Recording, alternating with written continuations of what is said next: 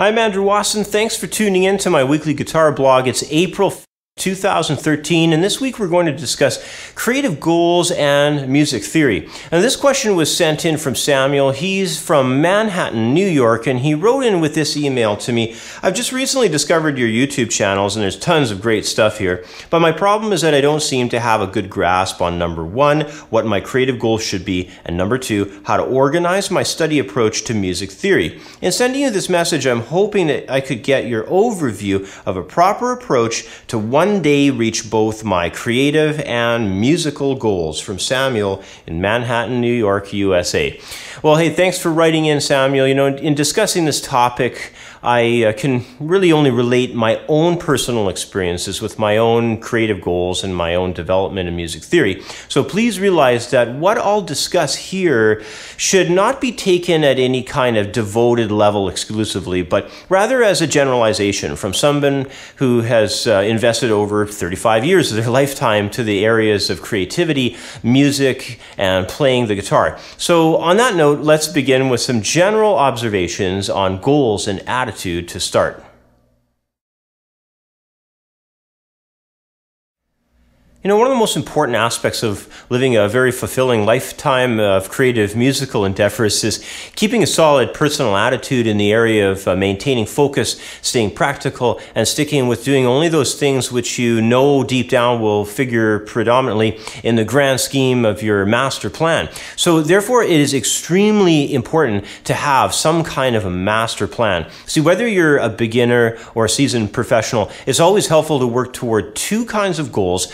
Those would be short-term goals as well as long-term goals. And it's also important to realize that there's nothing wrong with making a change or a modification along the way, just so long as your original purpose isn't entirely abandoned. Now, just to clarify this a little bit further, a long-term goal might be something like you saying, I want to learn how to play jazz guitar. But a short-term goal might be something more along the lines of, I need to study all of the scale patterns for Dorian mode until they're memorized. Okay, so now you understand that. Unfortunately, far too often, our goals are much too vague. In fact, one of the more common goals students usually have will often just sound something like, I want to become an awesome guitar player. Well, the problem with this approach here is that being an awesome guitar player is really just rather something more of an opinion rather than any kind of a concrete goal.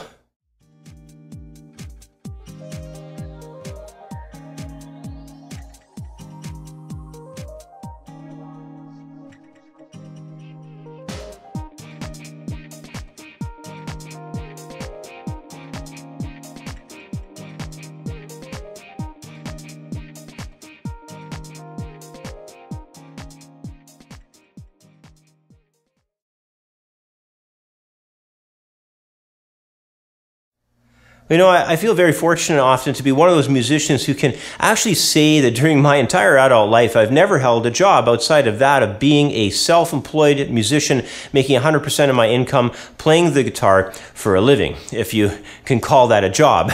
And although achieving this, you know, has had a lot to do with being a knowledgeable musician and being capable as well as open-minded, the other side of this is, of course, knowing music theory. The topic itself is large. It can be intimidating, and when studying it can often be very overwhelming as well. However, I do feel strongly that theory is the best way of gathering and organizing musical ideas very quickly and easily. Now, the purpose of theory is not to bog you down and confuse you, even though there will be a period of that while you're learning it. Music theory is a tool that will help you, especially when your creativity needs an extra boost or a jump start. And you got to remember, you don't create music through theory. Where theory is incredibly helpful, however, is when you're making sense of music that you've already composed, and when you need to have a long list of options of how to interconnect and or analyze one section of music into another.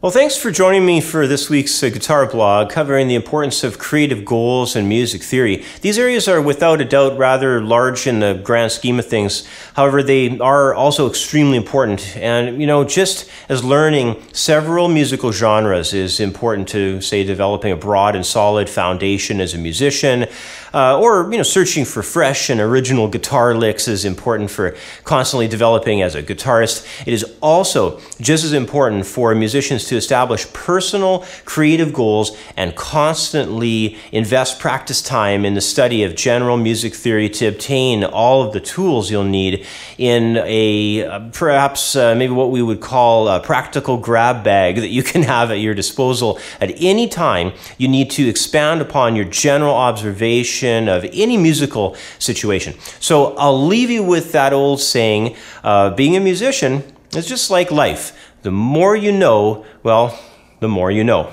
Anyway, that's about all the time I have for today. As always, thanks for watching. Have yourself a great week, and I'll catch up with you next time. Bye for now.